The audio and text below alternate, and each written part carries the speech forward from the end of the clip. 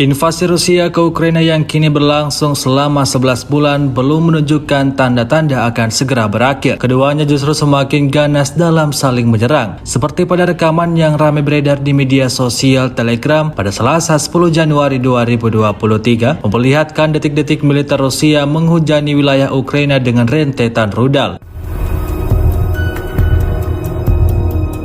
Hujan rudal yang diciptakan militer Rusia tersebut diduga menghantam peralatan militer dan menyebabkan ledakan di kawasan target. Akibatnya kerugian besar lagi-lagi harus diterima angkatan bersenjata Ukraina. Sejauh ini selama invasi berlangsung, Rusia secara total melaporkan 367 pesawat Ukraina, 200 helikopter, dan 2.856 kendaraan udara tak berawak serta sistem rudal anti pesawat dieliminir oleh pasukan Vladimir Putin. Sementara itu dari kubu Kiev, Kementerian Pertahanan Ukraina melaporkan 590 tentara Rusia dieliminir dalam 24 jam terakhir. Total 111.760 prajurit Federasi Rusia meninggal sejak awal konflik hingga hari ke-321.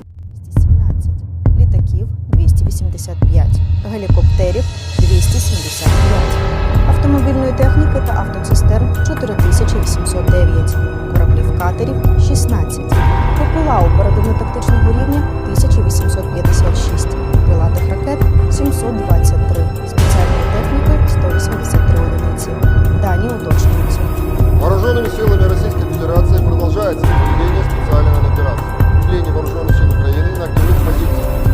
Живая сила и военная техника противника в 126 районах. В районах населенных пунктов Новомихайловка, Донецкой Народной Республики, Белозовая, Харьков.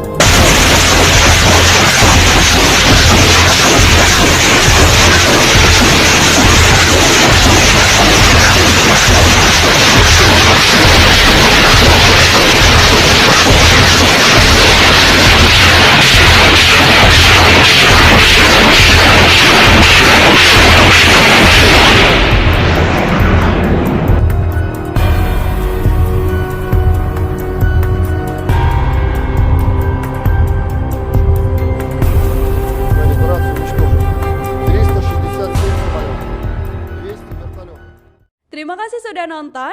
Jangan lupa like, subscribe, dan share ya.